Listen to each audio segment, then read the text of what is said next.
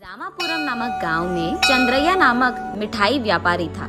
अच्छी गुणवत्ता की मिठाई को कम दाम में देने के कारण उस गांव के सारे लोग उसी के पास मिठाई खरीदते थे।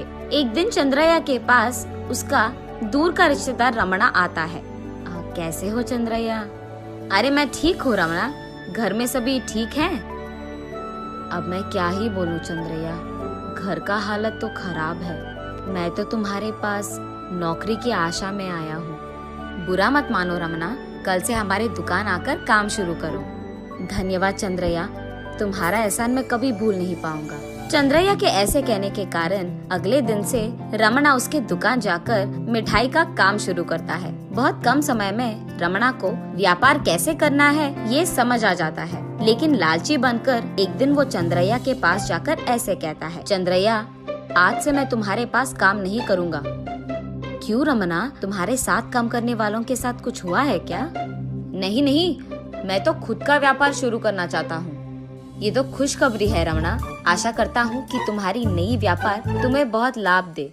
अगले दिन सुबह अचानक रमना ठीक चंद्रैया के दुकान के सामने ही एक और मिठाई का भंडार खोलता है। उसके इच्छा के अनुसार ही रमना की नई व्यापार उसे बहुत लाभ देता है। दोनों रमना और चंद्रा प्रतिस्पर्धा से उनके दुकान चलाते थे। उसके पास काम करके उसके सामने ही व्यापार लगाने के बावजूद चंद्रैया को रमना के खिलाफ कुछ नहीं था, लेकिन लालची रमना यही फैसला करता है कि वो चंद्रैया का अंत देखेगा।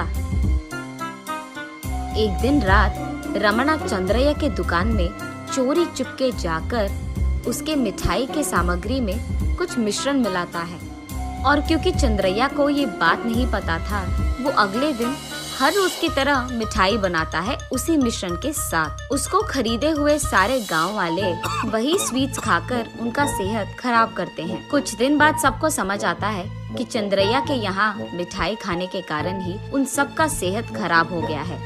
इसी वजह को लेकर वो सब चंद्रैया के दुकान को बंद करवाते हैं, और इस कारण चंद्रैया बहुत दुखी होता है। ये देख रमना तुरंत वहाँ आकर चंद्रैया को संभालने की नाटक करता है। रमना नाटक करता है, लेकिन अंदर ही अंदर उसे बहुत खुशी होती है कि उसकी योजना सफल हो गई है। अगली सुबह चंद्रैया रमना के पास जाकर, रमना तुमने तो देखा ही है, मेरा व्यापार अब नुकसान में है। अरे हाँ, जैसे ही मैं सुनता हूँ मुझे बहुत दुख होती है। व्यापार को शुरू करने में थोड़ा देर लगेगा, इसीलिए उस समय तक क्या तुम्हारी दुकान में मुझे एक नौकरी मिलेगी?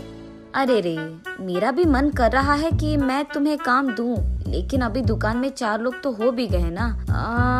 अब नहीं हो सकता शायद। तब चंद्रैया वहाँ बुरा मानते हुए निराश होकर चले जाता है। जा रहे चंद्रैया को बुलाकर रमना ऐसे कहता है, चंद्रैया अगर काम की जरूरत पड़ी तो सबसे पहले तुम्हें ही बुलाऊंगा। बस ये बात सुनकर चंद्रैया खुश होता है और अपने घर पहुंचता है। चंद्रैया की पत्नी वंदना, क्या हुआ जी, क्या आपको कोई काम मिला है?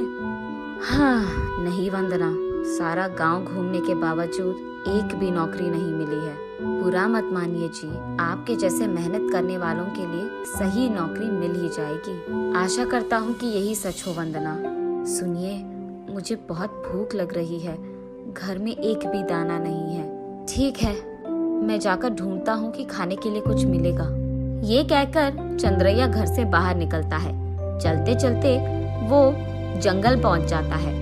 तब चंद्रैया को जंगल के बीच में आम के पेड़ के नीचे एक मिट्टी का मटका दिखाई देता है। क्योंकि वो मटका उसे आकर्षित कर रहा था, वो पास जाकर देखता है। देखने पर उसे उस मटके पे एक मंत्र दिखाई देता है। उस मंत्र को चंद्रैया पढ़ने लगता है। ठीक उसी समय एक बंदर के उछलने के कारण उस पेड़ से एक आम उस मटके में गिरता है, और तुरंत वो कच्चा आम सोने के रंग में बदलकर एक पके आम की तरफ बदल जाता है, और उसे देख चंद्रैया चौंक जाता है।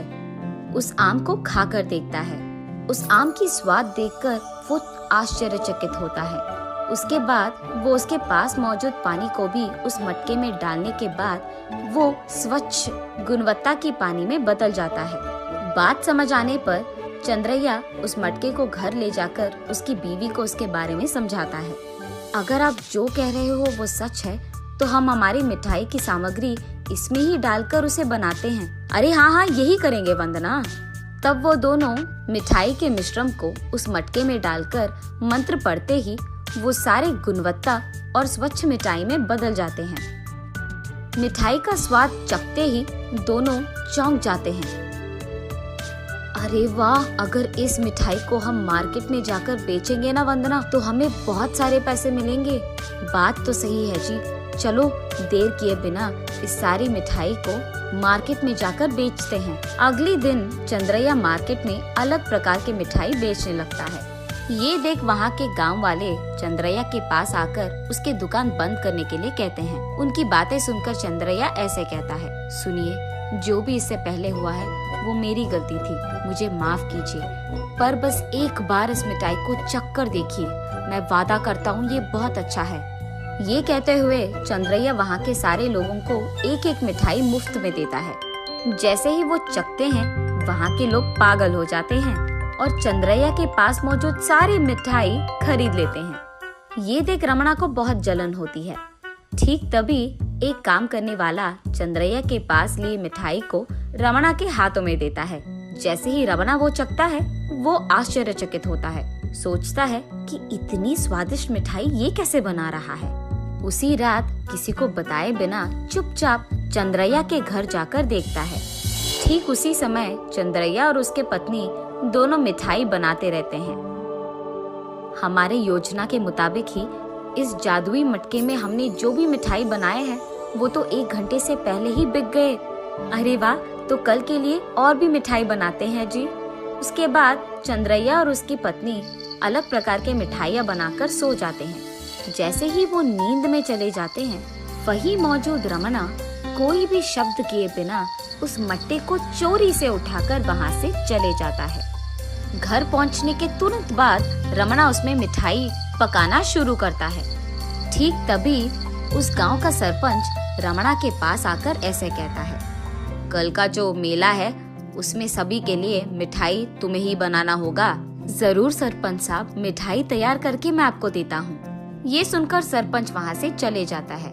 रमणा सारी रात मिठाइयाँ बनाते ही रहता है। अगली सुबह मेला शुरू होती है और उस मेला में चंद्रैया और रमणा दोनों मिठाइयाँ बनाकर बेचते रहते हैं। वहाँ आए हुए लोग सारे उन दोनों के पास बहुत सारी मिठाइयाँ खरीदते हैं। एक तरफ चंद्रैया के पास जिन्होंने भी मिठाई खरीदा है वो खुशी से मेले का मजा लेते हैं, लेकिन दूसरी तरफ जिन्होंने भी रमणा के पास मिठाई खरीदा है उन लोगों का सेहत खराब होता है। जैसे ही ये बात सबको पता चलती है, रमणा के पास सरपंच पुलिस के साथ जाकर ऐसे कहता है, इस गांव में तुम अच्छा मिठाई बनाते हो इसलिए मैंने तुम्हें ये सौंपा है। आपके आदेश के अनुसार मैंने तो मिठाई दे दी है। हाँ, वही मिठाई खाकर अब सबका सेहत बिगड़ रहा है। मैं सच कह रहा हूँ, मैंने मिठाई में कुछ नहीं मिलाया है साहब। अगर तुमने कुछ नहीं मिलाया तो लोग ऐसे उल्टी क्यों कर रहे हैं? ठीक तभी चंद्रैया भी उसके जादुई मटके को ढूंढते वहाँ आता है। सरपंच और पुलिस को रमणा के पास देख चंद्रैया रमणा के पास जाते हैं। अब तुम्हारी बातें मैं नहीं सुनूंगा, पुलिस स्टेशन आओ। ये लो, आ गया चंद्रैया। उसको पूछोगे तो सच तुम्हें पता चल जाएगा। मिठाई का काम मैंने तुम्हें सौंपा है, चंद्रैया से मैं क्या पूछूंगा? मैंने ये मिठाइयाँ उसके पास चोरी किए जादुई मटके में ही बनाए हैं। क्या? मेरे मटके का चोरी तुमने किया है? कल रात चुपके से मैं तुम्हारे घर आकर तुम दोनों की बातें सुन लिया, इसीलिए उस मटके को मैंने चुराया। ठीक है, अगर तुम्हारी बात सच है तो चंद्रैया के पास जिन्होंने भी मिठाई खरीदा है वो सब क्यों ठीक है, वही मुझे भी समझ में नहीं आ रहा है। यहाँ के लोग सारे उल्टी इसीलिए कर रहे हैं क्योंकि मिठाई बनाने से पहले तुमने मटके पे मंत्रा नहीं पढ़ा है। रमणा को तब उसकी गलती का एहसास होता है और चंद्रैया के एहसान को भूलकर लालच में आकर उसको धोखा देने के लिए वो माफी मांगता है। उसके बाद पुलिस रमणा को वहां से लेकर जाते हैं। देखा आपने, लालची बुद्धि बुरी बुद्धि है।